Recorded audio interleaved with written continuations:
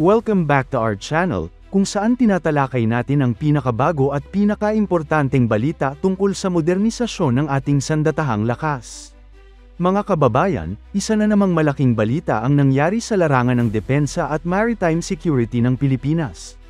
Sa ceremonial opening ng HD Hyundai Heavy Industries Shipyard sa Subic, na kilala rin bilang Aguila Shipyard, kinumpirma mismo ng Korean Ambassador to the Philippines na darating na sa bansa ang future BRP Diego Silang, FFG-07, sa susunod na linggo.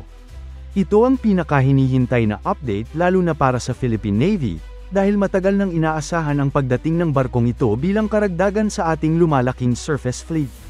Kung matatandaan, ang BRP Diego Silang ay sister ship ng BRP Miguel Malvar, FFG-06, parehong hango sa HDF-3200 frigate design na gawa ng South Korean shipbuilder na Hyundai Heavy Industries.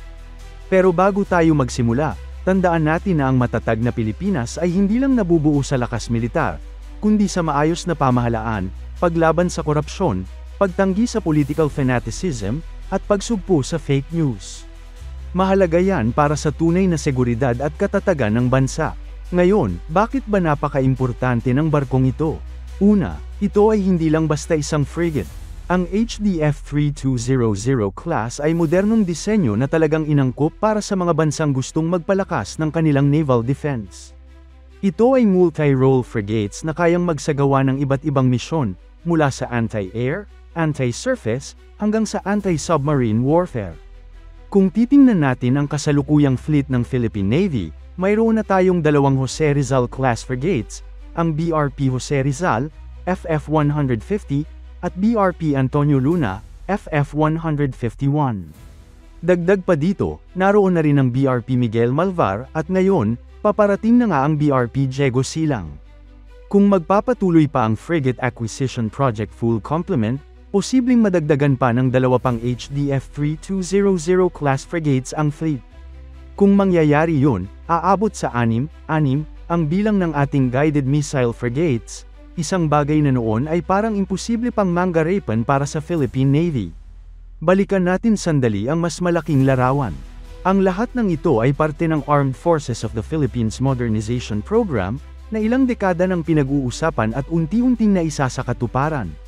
Sa larangan ng hukbong dagat, ang pagbili ng frigates ay isang malaking hakbang dahil matagal na tayong nakaasa sa mga lumang barko na second-hand o donasyon mula sa ibang bansa. Ngayon, sa tulong ng mga bansang gaya ng South Korea, unti-unti na tayong nakakakuha ng brand new, purpose-built warships. Ang significance nito ay hindi lamang sa aspeto ng depensa, kundi pati na rin sa aspeto ng pagpapakita ng flag o presence sa ating karagatan, lalo na sa West Philippine Sea. Ang kumpirmasyon mula sa Korean Ambassador ay napakahalaga dahil ito ang pinaka-specific na impormasyon na lumabas tungkol sa delivery ng BRP Diego Silang. Dati, puro mga pahiwatig at general na timeline lang ang nakukuha natin. Ang latest update ay nagsasabing darating ito ngayong Setyembre, at inaasahang mako-commission na bago matapos ang taon o sa unang quarter ng 2026. Kung susumayan, hindi lamang numerical capability ang nadadagdag sa Philippine Navy, kundi pati technological edge.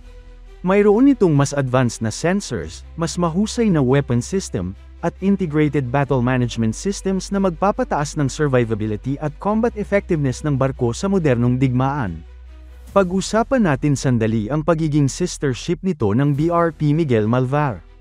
Ang pagkakaroon ng dalawang magkatulad na frigates ay malaking advantage para sa training, maintenance, at operations.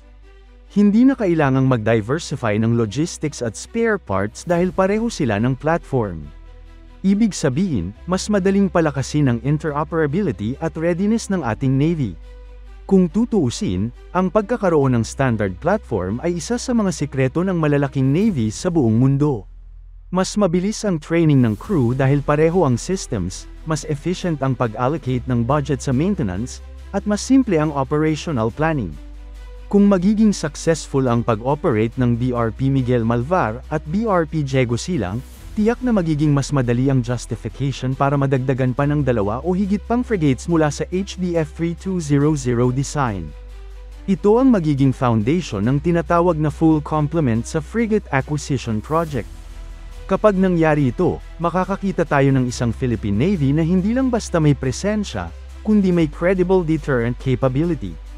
Hindi man kasing laki o kasing dami ng barko ng mga malalaking bansa sa rehiyon gaya ng China, Vietnam, o maging ng Japan, pero sapat para ipakita na kaya nating ipagtanggol ang ating teritoryo at karagatan. Hindi rin natin pwedeng ihiwalay ang development na ito sa mas malawak na konteksto ng Indo-Pacific region. Ang South Korea, bilang partner natin, ay hindi lang nagbebenta ng barko. Ang kanilang pagtulong sa atin ay parte ng mas malaking ugnayan ng mga bansang nagtataguyod ng rules-based order sa dagat. Kung titignan, ang pagdating ng mga modernong frigates ay kasabay ng mas aktibong presensya ng US, Japan, at Australia sa West Philippine Sea. Ang mensahe dito ay malinaw, ang Pilipinas ay hindi nag-iisa, at unti-unti nang lumalakas ang ating sariling kakayahan para makipagsabayan, kahit sa mas limitadong scale. Pagpapatibay ng Subic bilang naval hub. Isang mahalagang aspeto rin na dapat bigyang pansin ay ang papel ng Aguila Shipyard sa Subic. Ang ceremonial opening nito na dinaluhan ng Korean Ambassador ay simbolo ng muling pagbabalik ng Subic bilang isa sa pinakamahalagang naval hubs sa buong bansa. Kung matatandaan, ang Subic ay dating home base ng US Navy, at hanggang ngayon, isa pa rin itong strategic location na tinitingnan ng maraming bansa. Sa pagbubukas ng shipyard na ito, hindi malayong dito na rin gagawin ang mga future shipbuilding o maintenance ng ating mga barko, na mas makakatulong sa self-reliance defense posture ng Pilipinas. Ano ang susunod na hakbang? Kapag dumating na ang BRP Diego Silang, tiyak na dadaan ito sa sea trials, crew familiarization, at iba pang proseso bago tuluyang makomission. Ang commissioning ceremony ay isa na namang malaking event na siguradong dudumugin ng media at ng defense community. Pagkatapos nito, maaari na nating asahan na makikita ang barkong ito sa iba't ibang naval exercises, joint patrols, at deployment sa West Philippine Sea. Hindi lang ito simbolo ng lakas, kundi isang konkretong dagdag sa ating kakayahan na bantayan ang ating exclusive economic zone at ipagtanggol ang ating karapatan sa dagat. Mga kababayan, ang pagdating ng BRP Diego Silang ay hindi lang dagdag barko. Ito ay dagdag lakas, dagdag prestihiyo, at dagdag kumpiyansa para sa ating bansa. Sa mga darating na buwan, magiging exciting panoorin kung paano ito gagamitin ng Philippine Navy at paano ito makakaapekto sa overall maritime security landscape ng Pilipinas. Sa panahon na patuloy tayong hinahamon sa West Philippine Sea at sa ating karagatan, mahalagang makita ng ating mga kababayan na hindi natutulog ang ating pamahalaan at militar. Unti-unti, kahit mabagal, gumagalaw tayo papunta sa mas malakas at mas modernong sandatahang lakas.